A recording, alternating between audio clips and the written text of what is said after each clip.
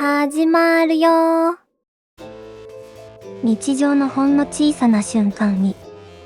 胸の中がざわつくことありませんか？イライラしたり、誰かに文句を言いたくなったり、そんな気持ちがふと湧き上がることもあります。つい SNS に投稿したり、誰かに話してみたくなることもあるかもしれません。でも、その感情を無理なく、穏やかに整理する方法も考えられます。古代ギリシャの哲学者、アリストテレスは、芸術や演劇に人の感情を整理し、心を穏やかにする力があると述べました。つまり、怒りや悲しみをただ溜め込むのではなく、作品を通して安全に体験することで、心を落ち着かせることができるのです。今回は、まず身近な体験から、今の感情の解放を見つめ、次にその意味を哲学的に紐解いていきます。日常に潜む小さな解放。その手がかりを一緒に考えてみませんか？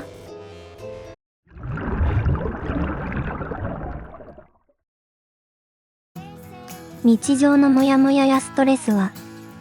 目に見えない埃のようなものかもしれません。積もると、心の中が少しずつ重くなります。そんな時、作品の世界や音楽、ゲームの力を借りることで、心を掃除することができます。例えば、アニメや映画の主人公が困難に立ち向かい、理不尽な状況を乗り越えていく姿。画面を通して、その喜びや悲しみを一緒に体験することで、自分の感情も少し整理されるかもしれません。ゲームの世界では、仮想の敵を倒す瞬間、思い切り操作して達成感を味わうこともできます。現実ではできない体験ですが、安全に感情を解放することができるのです。また、コメディやお笑いも同じように、社会のタブーや理不尽な出来事を笑い飛ばすことで、心の中の緊張や怒りを和らげる役割があります。大声で笑った後、少し気持ちが軽くなった経験、ありませんか？音楽も心の掃除に役立ちます。激しいリズムやビートに身を任せることで、ストレスを発散できる場合もあれば、感情に寄り添う穏やかなメロディーで、心の整理を助けることもあります。こうした体験の一つ一つが、カタルシスの例です。目の前の作品を通じて、安全に感情を解放することで、心の中にあったモヤモヤを少しずつ吐き出すことができます。次の章では、この感情を作品で整理する体験が、そもそもどのように生まれたのか、ギリシャ演劇から現代の文化まで、を見ていきます。心の掃除機の仕組みを理解すると、日常のモヤモヤも少し違った見え方をするかもしれません。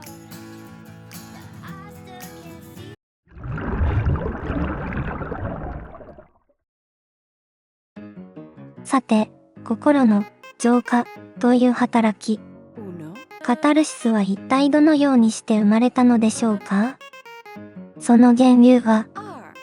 古代ギリシャの哲学者アリストテレスにまで遡ります。アリストテレスは、喜劇を見る人々が、劇中の登場人物に感情移入することで、心の中の怒りや恐怖といった激しい感情を味わい、最終的に心が整理されることを浄化、すなわちカタルシスと呼びました。これは単なる感情の発散ではなく、安全な形で心を揺さぶられる体験を通じて、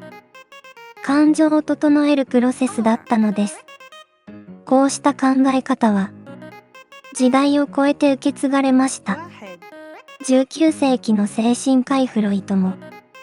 カタルシスの概念を精神分析に取り入れました。彼は、患者が過去の抑圧された体験を語ると、その感情を外に出すことで、心が軽くなることを観察しました。そして、この感情の解放を心理療法の重要な仕組みとして位置づけたのです。その後、医学的な効果については議論もありました。なお、晩年のフロイトはカタルシス療法だけではなく、より広い心理学的アプローチにも取り組んでいます。現代でも、このカタルシスの働きは、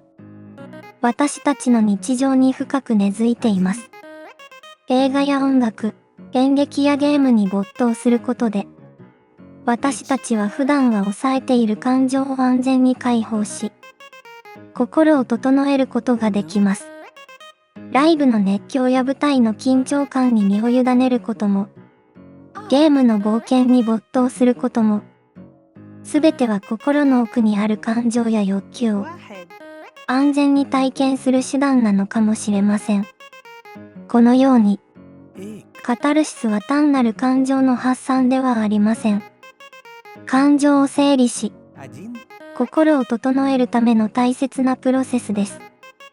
古代の人々が芸術や儀式を通して心を整えていたように、私たちもまた、日々の生活の中で無意識のうちに、カタルシスを求めているのかもしれません。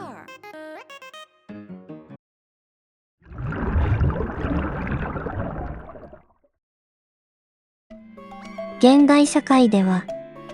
過剰なコンプライアンスや、炎上を恐れる気持ちから、自由な表現が少しずつ失われています。その結果、私たちは感情を安全に解放する機会を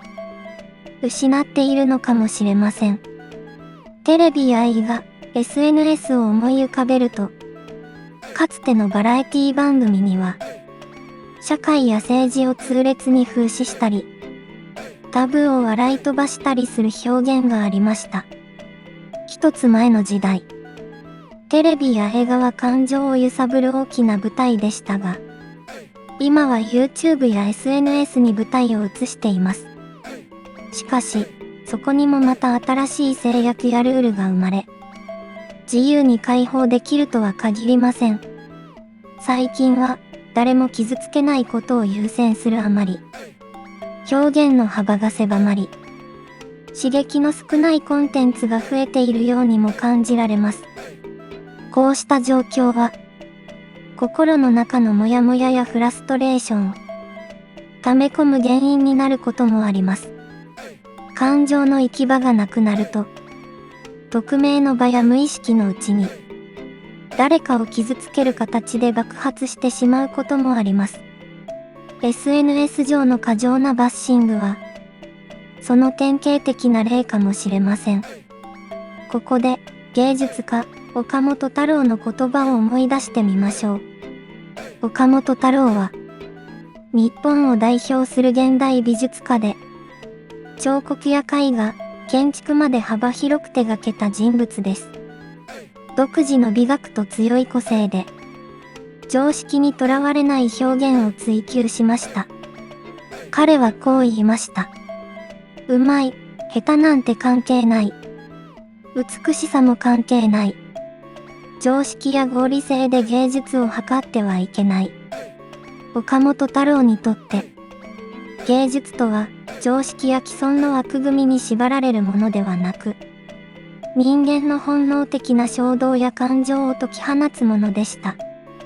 もし現代のエンターテイメントが少し物足りなく感じられるとすれば、それはこの枠からはみ出すエネルギーが見えない壁に抑えられているからかもしれません。私たちは日々の生活で抑え込んだ感情を安全に表現できる場所を改めて見つける必要があります。芸術やエンターテイメントは仮想の世界で感情を爆発させることで現実の人間関係を傷つけることなく心を整理し健全な状態を保つことができます。大切なのは、それが仮想の世界であるということを理解し、現実との境界を見失わないことです。感情を閉じ込めるのではなく、正しい場所で解放すること。そこに、社会と自分を守るカタルシスの一歩があるのかもしれません。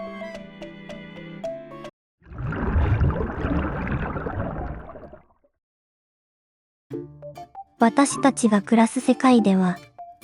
仮想の体験と現実のルールを区別することが大切かもしれません。映像やゲーム、スポーツなどの仮想体験では、様々な状況を安全に体験できます。例えば、仙人と恋愛したり、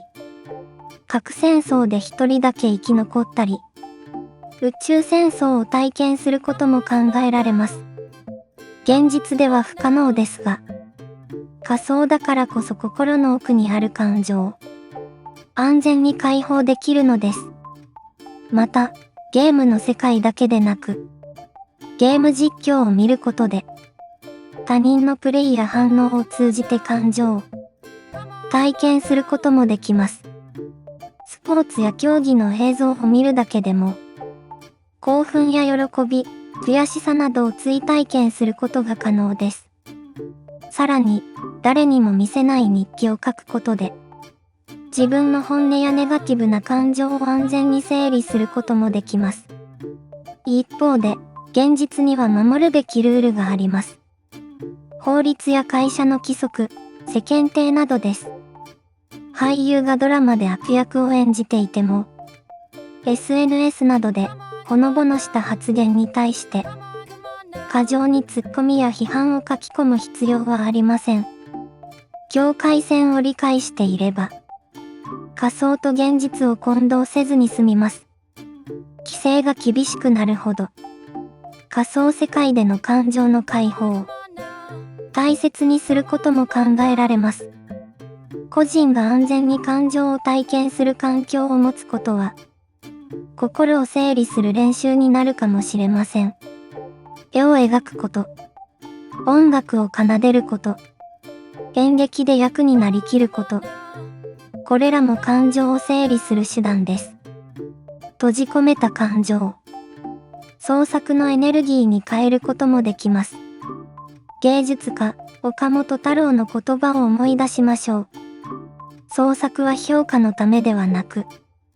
純粋に感情を外に出す行為です。怒りやフラストレーションも、筆やキーボードを通して安全に表現できます。大切なのは、感情を閉じ込めるのではなく、正しい場所で解放することです。その場を日常の中に意識的に作ると、社会と自分を守る、健全なカタルシスの一歩になるかもしれません。仮想と現実の違いを意識しながら、自由に体験してみませんか？これも、カタルシスを育てる一つの方法かもしれません。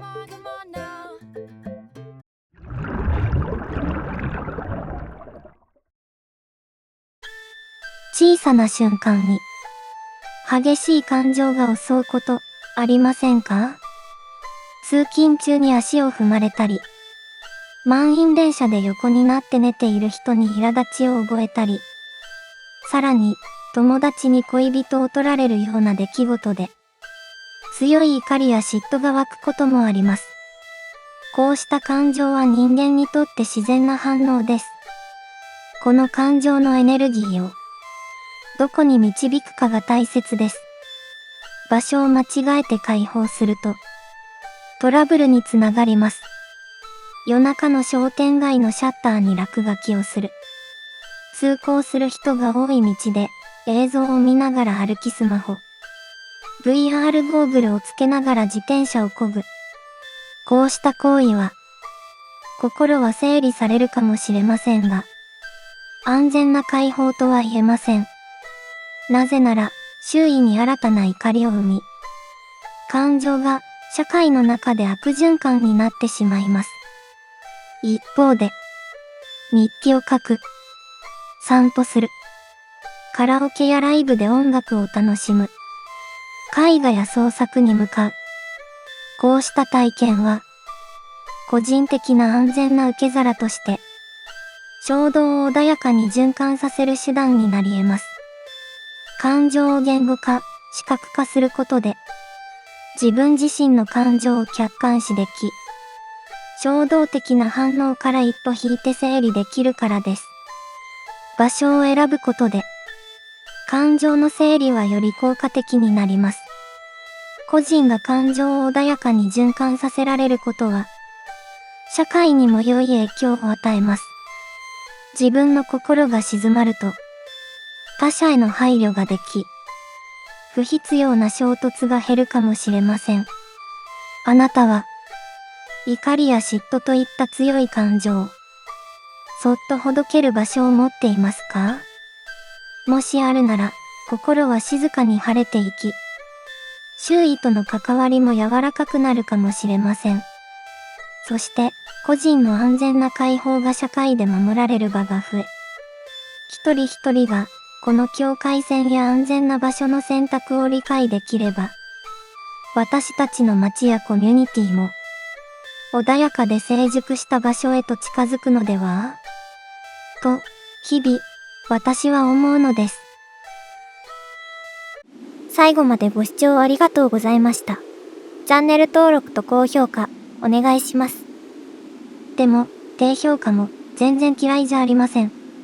それだけ見てくれたってことだから。これからも常識の奥にあるものを一緒に探していきましょう。